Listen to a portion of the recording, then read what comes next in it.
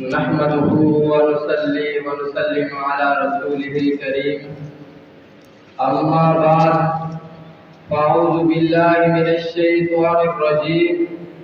بسم الله الرحمن الرحيم وما أرسلناك إلا رحمة للعالمين صدق الله العظيم۔ میرے ہم مکتب ساتھیوں، السلام علیکم ورحمۃ اللہ وبرکاتہ۔ میں اپنے موضوع سخن کا آغاز سرور کونین، ساقی کوثر، شافی محشر، تاجدار مدینہ، عبداللہ کے لفظ جگر، آمنہ کے نور نظر، سید البشر، محبوب کبریا، احمد مجتبی، محمد مصطفیٰ، شمس الضحیٰ، عرب کے شہزادے حضرت محمد رسول اللہ صلی اللہ علیہ وسلم کے مقدس نام نامی اسم گرامی سے کرتا ہوں، کیونکہ خود رب العزت نے ارشاد فرمایا، اے میرے لاڈلے پیغمبر، میرا تجھ سے وعدہ ہے کہ زمین کے جس خطے پر، آسمان کے جس کونے پر، ہوا کے جس جھونکے پر، جس انسان کے دل دماغ اور زبان پر تیرا ذکر ہوگا، میں اس پر اپنی رحمت کی بارش برساؤں گا۔ میرے بھائیو دوستوں، میں آج آپ کے سامنے سیرت النبی کی ایک جھلک پیش کر کے پیغمبر کی سیرت کے سمندر میں غوطہ لگا کر، ایک موتی نکال کر اور گلدستہ رسالت میں سے ایک پھول نکال کر اور سیرت طیبہ کی پتیوں میں سے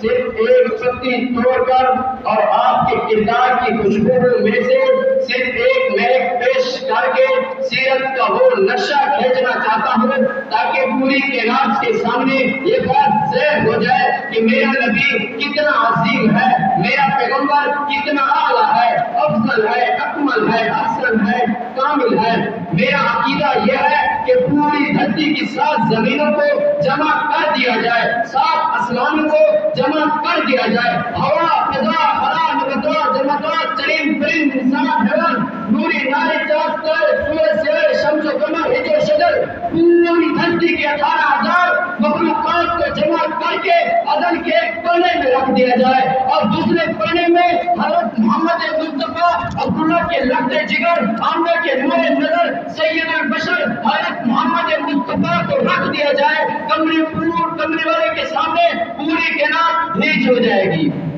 میرے بھائیو دوستوں، جب میرا محبوب آمنہ کی گود اطہر میں آئے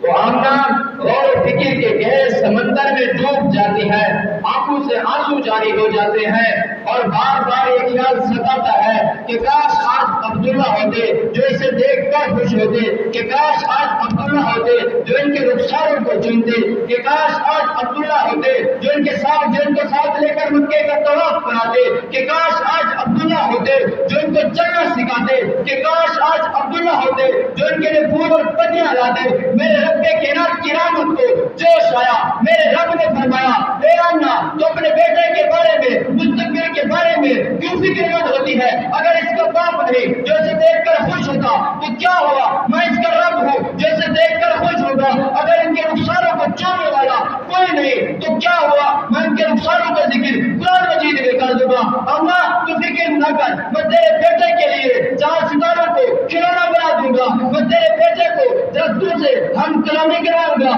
میں تیرے بیٹے کو انگلی کے سائے سے پانی کے چشمے جاری کراؤں گا۔ اگر تیرے بیٹے کا دل سیر کو چاہے گا تو عرش بری کو سیرگاہ بنا دوں گا، اگر تیرے بیٹا سواری کو چاہے گا تو صدیق اکبر کے کندھوں پر بٹھا دوں گا، اگر تیرا بیٹا شادی کو چاہے گا تو صدیق اکبر کی بیٹی سے شادی کرا دوں گا۔ آمنہ تو فکر نہ کر، اگر تیرا بیٹا امامت کو چاہے گا تو تمام انبیاء کا امام گاہ بنا دوں گا۔ آمنہ تو فکر نہ کر، اگر یہ بیٹا تیرا ہے تو محبوب میرا ہے، اگر یہ بیٹا تیرا ہے تو محبوب میرا ہے، لفظ جگر تیرا ہے تو صاحب کوثر میرا ہے، نور نظر تیرا ہے تو خیر البشر میرا ہے۔ تو اس کے لیے جان قربان کر دے گی، تو اس کے لیے جان قربان کر دے گی، میں اس کے لیے قرآن نازل کر دوں گا۔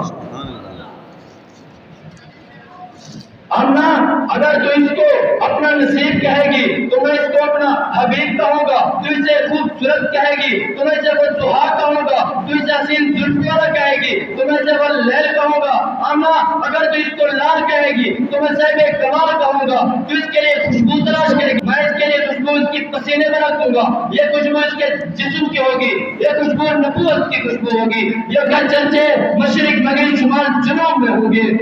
میرے بھائیوں دوستوں، میرے پیغمبر سب سے افضل ہے۔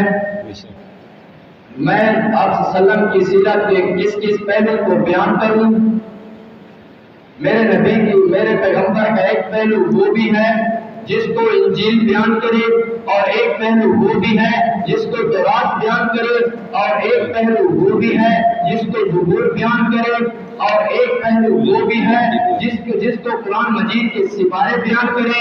اور میرے نبی کی پیغمبر کی سیرت کا ایک پہلو وہ بھی ہے جس کو جنت کی حوریں بیان کرے، اور میرے پیغمبر کی سیرت کا ایک پہلو وہ بھی ہے جس کو صحابہ کرام بیان کر گے، اور میرے پیغمبر کی سیرت کا ایک پہلو وہ بھی ہے جس کو شیخ الہند بیان کر گے۔ شیخ الہند جنت کو مخاطب کر کے کہتے ہیں، اے جنت تجھ میں حور و قصور رہتے ہیں، اے جنت تجھ میں حور و قصور رہتے ہیں، میں نے مانا ضرور رہتے ہیں، میرے دل کا طواف کر تو اے جنت میرے دل میں حضور رہتے ہیں۔ سبحان اللہ، سبحان اللہ۔ میرے بھائیو دوستو،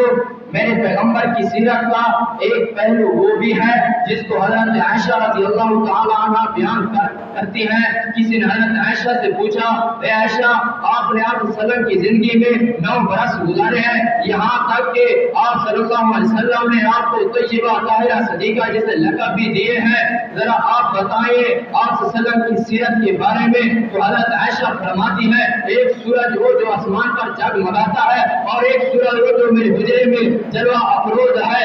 ان دونوں میں فرق یہ ہے کہ آسمان کی سورج کی طرف دیکھتے ہو تو آنکھوں سے بینائی چلی جاتی ہے، جب میرے حجرے کے سورج کو دیکھو گے تو روشنائی نظر آئے گی، آسمان کے سورج کے قریب جاؤ گے تو جل کر راکھ ہو جاؤ گے، پیغمبر کے سورج کے قریب جاؤ گے تو جنت کا دروازہ مل جائے گا۔ آسمان کا سورج